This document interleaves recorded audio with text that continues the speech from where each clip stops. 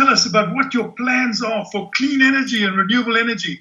The first 30 megawatt of that is going to be built in the Free State. It's really on the back of our long life assets and supporting them, being Tsopong, Pakisa, that area there, and obviously the plants that we have there. That is really a pay-as-you-go kind of plants that we're going to build. So we're not building it with our own cash. The second part of that is really phase 2, as we call it, is that we would like to add another 73 megawatt to that portfolio. We're not sure if we're going to do it ourselves. And obviously nowadays there are some really money around for available to build these plants. And then after that, obviously to expand it even through some wind wheeling and things like that to try and get base loads going. So we are busy with that. And as far as PNG is concerned, we obviously get most of our power from hydropower.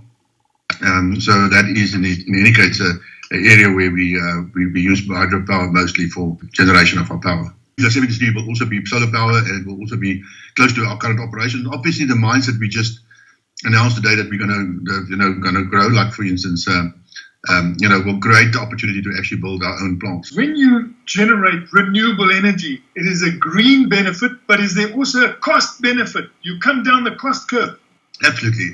If you look at the kind of agreements that we put in place now for our purchase agreements, they're much lower than we currently pay for Eskom, and that's a long-term thing. Going forward, we actually build these plants ourselves. This for the benefit of Harmony, after the capital cost. How many megawatts do you use overall in your group? 470, I think. So there could be a long way to go. I mean, you could keep expanding this.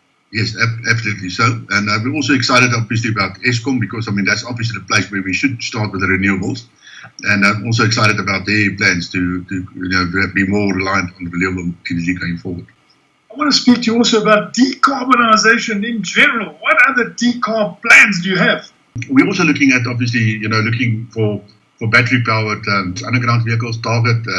We're not on the forefront of any of those. So we're actually taking a watch-and-see attitude as far as that's concerned, because we don't have that many electric-driven or diesel-driven operations. But certainly for Calgold and going forward, we're looking for ways and means of doing that. And then, I said the biggest opportunities we obviously have with the new projects that we agree to do, because that's always the issue, to having these long-term projects that actually give you sustainable green energy, and improving these projects actually give you that long life that can actually give you, that we can make more as far as green energy is concerned. And you have got a few projects on the go, so one could look at side plants and think, well, it is deep, but could there be some new way of doing things, greener way? I mean, what about green hydrogen, for instance? Yes, certainly.